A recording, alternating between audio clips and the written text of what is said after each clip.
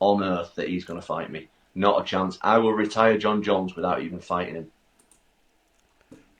G'day, legends. The king is dead. Wow, we have got some news to get through. Thank God UFC Azerbaijan was just one of the worst cards you're ever going to set eyes upon, because there is so much going on around it as well. There's not a lot of fight card to break down. You obviously know by now the breaking news. Breaking news as of yesterday. It's not going to be breaking by the time that this video drops, but Jon Jones cowered it out, backed away from the fight from Tom Aspinall. We heard reports from Ariel Helwani, the big UFC's biggest hater, Dana White's absolute biggest hater, that the UFC had done everything they could to try and meet the demands of Jon Jones. The big paycheck, whether or not Jon Jones deserves it or not, he probably does for how long he's been in the game. The UFC said, yeah, no worries, mate. Well, then I need 6 months off to prepare for Tom Aspinall. I mean, the bloke has got, 7 minutes of cage time footage out there? That's a lot of tape to watch. I've got to get ready for Tom Aspinall. I need 6 months to watch 7 minutes of footage. Or was it 41 minutes of footage with an average of 7-minute fighting time? Something like that, but an incredibly short amount of footage that wouldn't take you 6 months to get through. Jon Jones needed 6 months to get through that amount of footage. The UFC said, yeah, no worries, mate. Go on holiday to Thailand. Do whatever you need to do. And Jon Jones went, actually, you know what? I think I'm just going to ride off into the sunset because he's annoying to me. And I know I would have beat him anyway. Here today, gone tomorrow, just like me. See ya, goodbye. All I could say is congratulations and well done to the UFC. Really, I mean it. I mean, listen, look, Jon Jones is going to go down in a lot of people's books, and we'll get to UFC Azerbaijan. We'll get to it. It's horrible. We'll laugh at Jamal Hill. He deserves to be laughed at. But listen, I do want to give some credit to the UFC here, and this is my initial take on it, that I do, because the UFC, right? Jon Jones is one of their longest reigning, biggest names. Many people consider him the GOAT. Okay? He has done not a lot for the UFC. He's done nothing for the UFC. Really, he's been a horrible company man for the UFC. But to the fans, Jon Jones carries a lot of legacy. And Jon Jones versus Tom Aspinall was a big money fight that was on the horizon. Jon Jones wanted to fight Stipe Miocic. The UFC did him that favor by letting him fight Stipe Miocic. At the end of the Jon Jones-Stipe Miocic fight, it was very clear to everybody reading the room that Jon Jones did agree to fight Tom Aspinall. Tom Aspinall left his meeting with Hunter Campbell very happy. Dana White seemed utterly convinced that he was going to get the Jon Jones-Tom Aspinall fight. And we essentially are here now, 6 months later. What is it, the start of July? We're right at the start of July. That happened at the end of November. We're 6 months later. Really, in heavyweight championship negotiations, 6 months is not a ton of time. And you're dealing with someone who is considered by some people to be the greatest fighter of all time. You've just done him a favor and he's given you the handshake, yeah, I'll do the fight. I think the UFC have actually done very well to accommodate someone like Jon Jones in such a way and accommodate the fans at the same time. That might be shocking to people. But really, 6 months is not that bad to be like, we're going to pull the pin now, Jon. If you're not going to sign, we're not going to sign. And this is the way that it should be. When you're dealing with someone like a legacy of Jon Jones, they say, I need 6 months. You go, all right, we'll give you 6 months. But now we're looking at like, well, if we don't have it signed by the end of 6 months, there's an 8-week, 11-week fight camp. So if it's not signed now, Jon, it's not going to get signed. And it looks like Jon has gone, no, it's not going to get signed. Now, I don't know how you can look at this and say that it isn't ducking. I don't know how anyone can be a Jon Jones fan in 2025. I really don't. Ovince St. Preux breaks his hand in the first round. Jon Jones takes him to a decision. And Anthony Smith, Jon Jones takes him to a decision. Thiago Santos blows every single ligament in his kneecap. Jon Jones takes him to a decision. Maybe lost that fight. Dominic Reyes. Jon Jones lost that fight and then ran away from the division, saying that he was going to move up to heavyweight. And then Stipe beat Francis a second time, and Jon went radio silent. And the moment that Francis crossed the street over to the PFL, then Jon Jones decided to come back with the beer gut. Took down Cyril Gane and said he would only fight a 40-year-old retired for 4 years, Stipe Miocic. That's the legacy of your GOAT. And then when it finally came time where he was backed into a corner to fight a number one contender who was a little bit younger than him for once, not DC, Not DC, who was like 6 years younger, 6 years older, yeah? And Jon Jones was on steroids for that fight.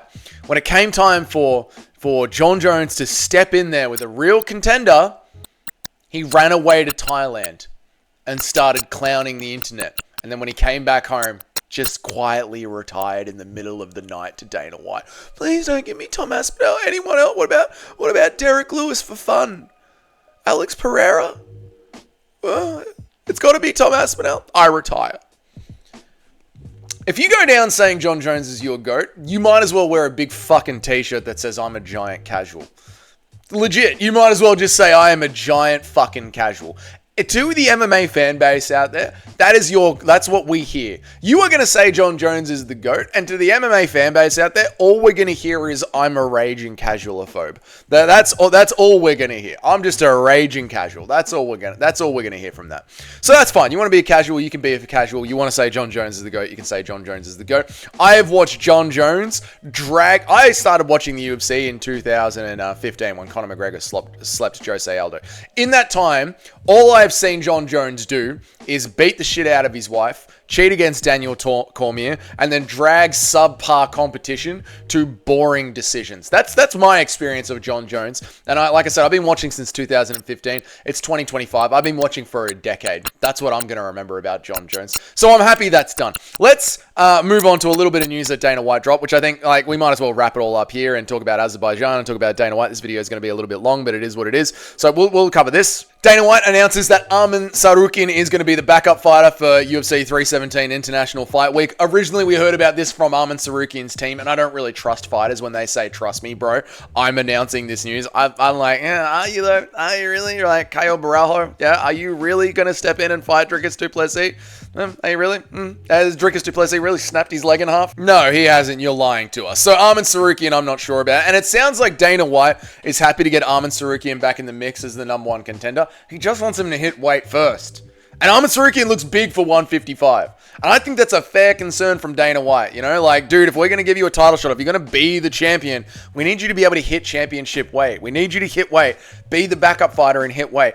Again, and I can't believe after all the whinging that we have been doing as fans for the last 6 months, I'm going to have to say this. That's fair enough from the UFC, dude. That's fair enough from the UFC. Listen, you're going to be the champ. You're going to be the flag bearer of 155. Can you make 155? On the dot? Remember, if it's not a UFC title fight, you don't have to make 155. You can make 156. You get a pound of leeway. That's what everyone was so worried about with Kayla Harrison, you know? Let's just cast our mind back. Just 2 weeks ago, MMA community. It wasn't that long ago. We can do it. So for the Dana White to say, dude, can you hit 155 or not? Like, can you be the UFC's 155-pound champion? Yes or no? Again, like with Dana White being like, we're going to give one of the greatest fighters of all time 6 months to lock in. We're going to see if Arman Tsarukyan can actually hit weight. I don't hate this from Dana White either. So I'm happy that Arman Tsarukyan is the backup fighter. I'm happy that he's got to make weight. And I'm happy that the way this is going as well. And again, we've been whinging about the UFC for a long time. This is good. This is a tick. To me, this is a tick. Right, the next thing that we'll cover, the actual event itself. UFC Azerbaijan. Horrible card. Disgusting card. 2 fun fights on the entire card and 1 fun round from Rafael Fiziev. The card was just slow, grindy decisions. The crowd was dead. The crowd left after the co-main event. They just up and left. They straight up just walked out. Bloody embarrassing from the Azerbaijani fans. Why you would pay so much money, not rock up until your fighter starts, and then bail the second Fiziev finishes. I guess these guys have just got too much money to know what they deal with. The UFC needs to go to markets or regions where there are actually hardcore UFC fans. And overall, as for the event itself, if you're UFC and you're going to be running yourself like the F1, right? Cities are going to be paying you to put on an event in their city. This is garbage and not good enough. You went from the heavyweight slop of a kebab shop owner, a literal kebab shop owner, into 2 WMMA fights, and then the rest of the card just completely fell apart and was a snooze fest. There is a reason that Dana White just cut everybody's bonuses and gave them to one bloke. If you don't know, Dana White just gave Nazim Sadikov everyone's bonus. Just gave him everyone's bonus because they actually put on a decent fight. And nobody else got a bonus. Maybe Mekta Gilroy should have got a bonus, but Dana White is angry at him because he didn't make weight either. So this is what's going on there. Let's talk about Jamal Hill. The big takeaway from this that has been happening on my channel a lot and talking about in the live streams is Jamal Hill is going down in the history books for us on this channel in Dougie's Corner.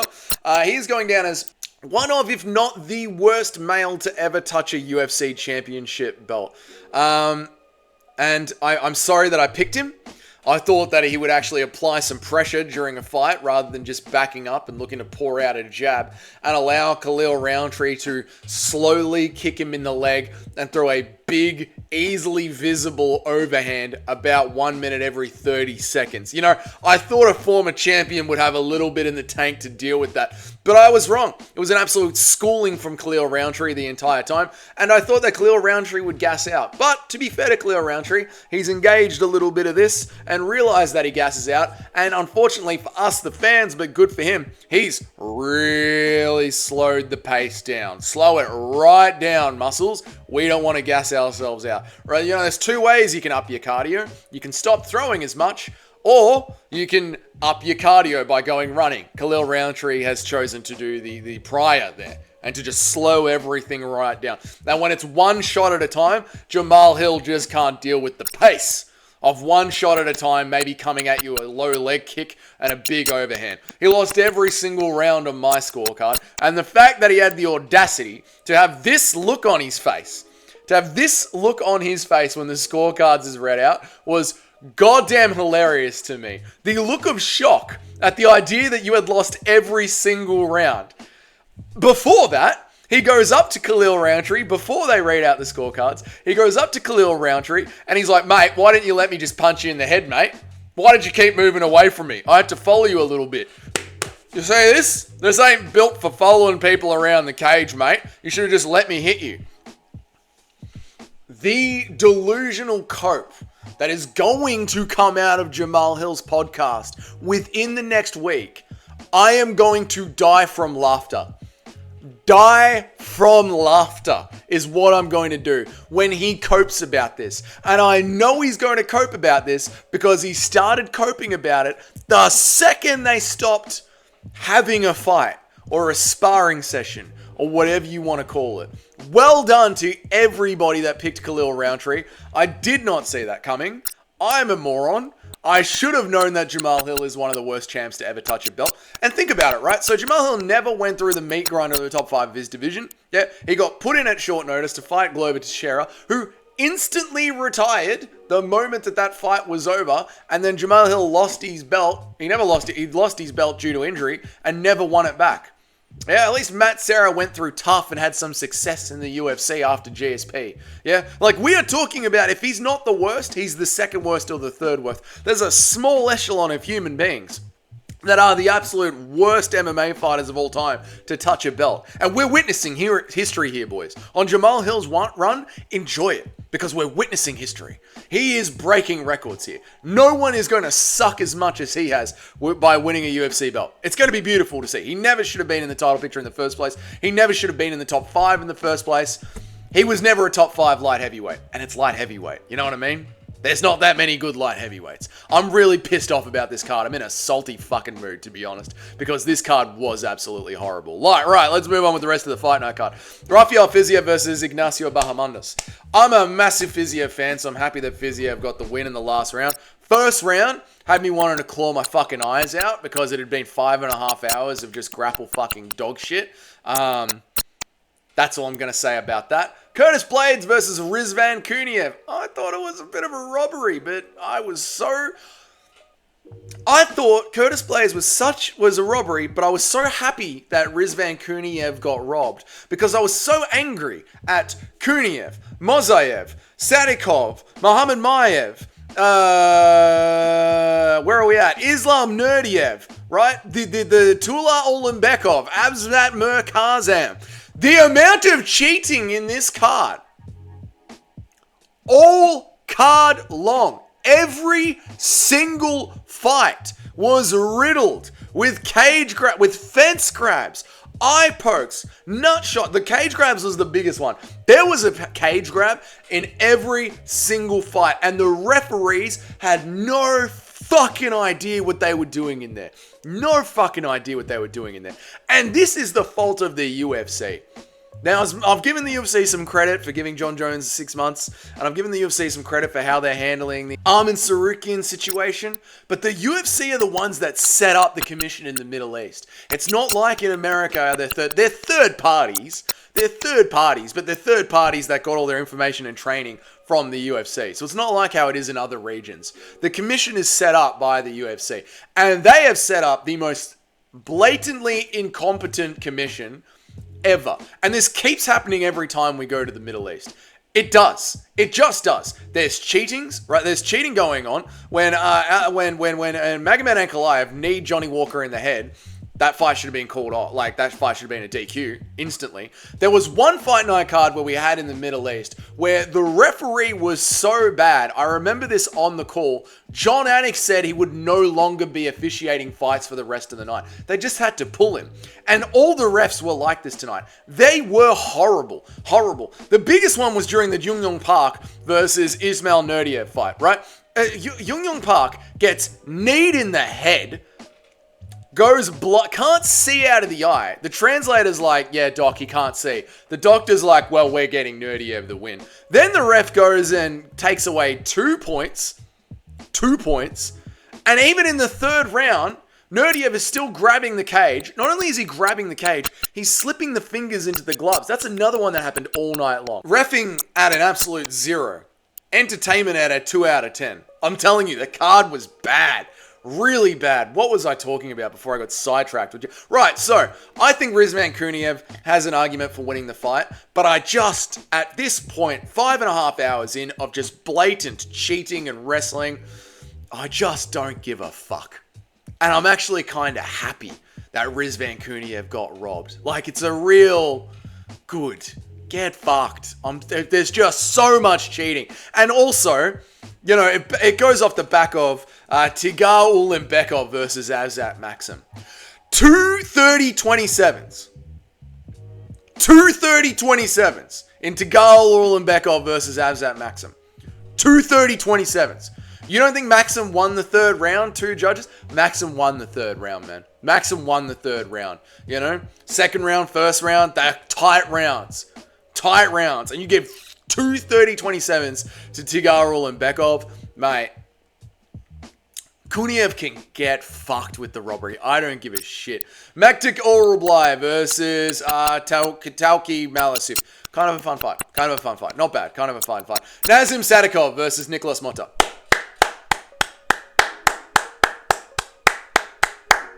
Saved the card. Didn't save the card. Saved me. Myself.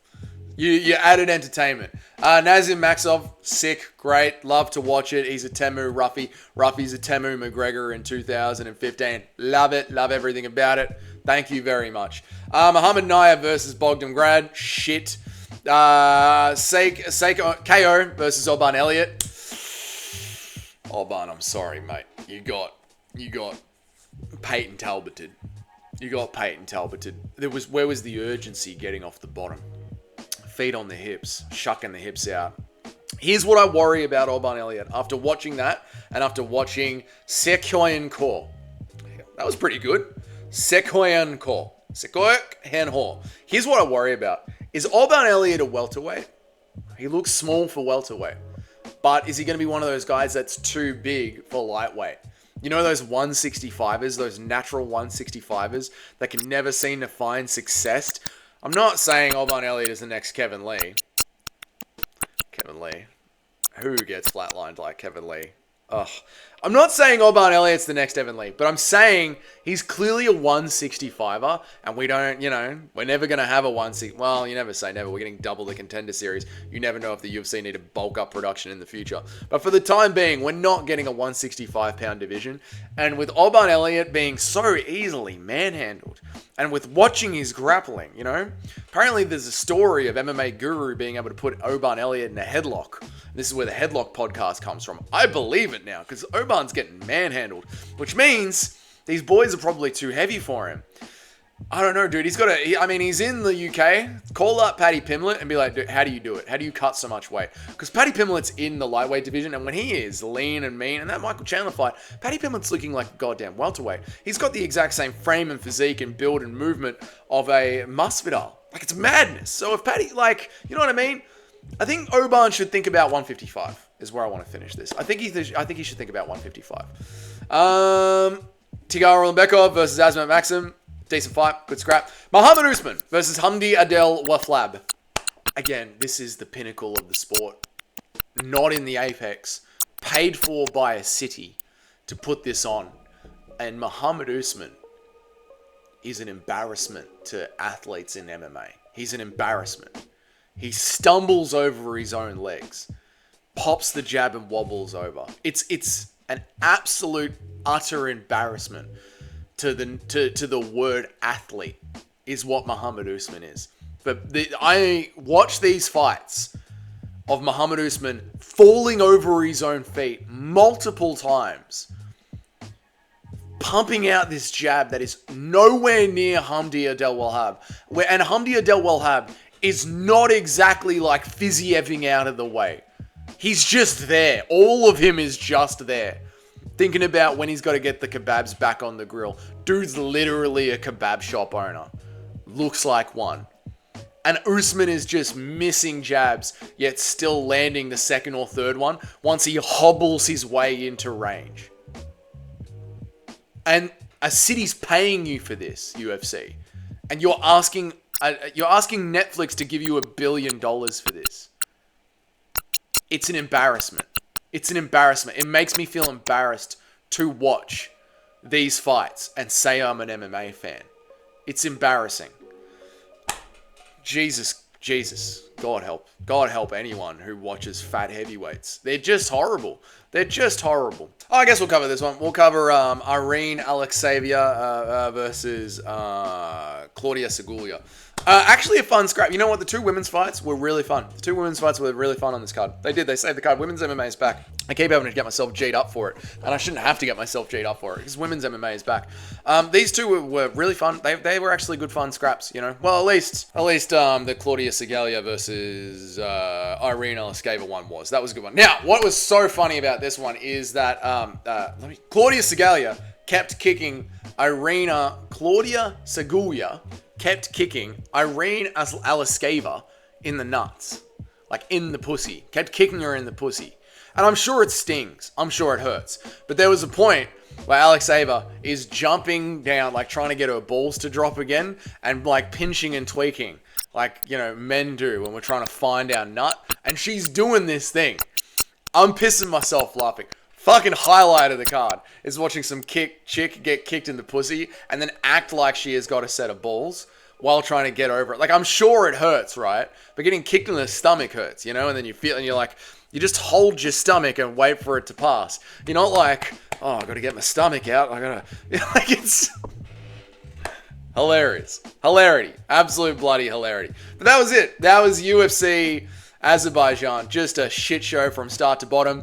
I don't mean to rail on and make this so negative, but I do feel like when we have fun cards, I talk about how fun and the fight cards were. I give them like a decent score out of 10 when we have a modicum of fun. But this was just dog shit all the way. And it's not even because I had to wake up early. You know, I feel energized. I actually feel happy right now because Jon Jones has been stripped. Knowing that Jon Jones is no longer the UFC heavyweight champion, that he is he is the prime example of ducking in combat sports. He has gone from the GOAT to the duck in the term of 1 year. Fills me with joy and happiness. Like, I'm not in a bad mood because I had to get up late. I am being genuinely serious. The entire night was dog shit, sloppy fights that looked like wrestling sessions. And when they weren't wrestling, and not even ground and pound wrestling sessions, just mat work for 7.5 hours. And then when we did get some striking outside of Mohamed Maiev outside of Muhammad Maiev, when we did get some striking, like Rafael Fiziev, Curtis Blades, Khalil Roundtree, it felt like a fucking sparring match. And the production on top of it, the stream just went blank for a couple of seconds. But it wasn't my stream. I'm on Fight Pass. The Fight Pass logo at the top is still there. The stream's still playing. The production team just turned the fucking cameras off halfway through one of the fights. There was a fight where the clock wasn't on. The clock just wasn't on. Audio kept dropping out. The production was dog shit. Like, I cannot emphasize enough just how bad this card was. The main event was shit. The co-main event was shit. Fiziev goes as one good fight. The card was shit. The prelims was shit. The production was shit. The whole thing was shit. The refereeing was shit. There was every single fight had cheating in it again and again and again and again and again, and the referees did nothing about it. The referees, the production, the fights, the time zone it was on, I'll chuck that in there just personally, the time zone it was on. The main event, Jamal Hill thinking that he had won a single round when he did nothing. 1 out of 10. Shit. The crowd left. Shit. Dog shit. Horrible fucking fight night card. Really bad. Really fucking bad.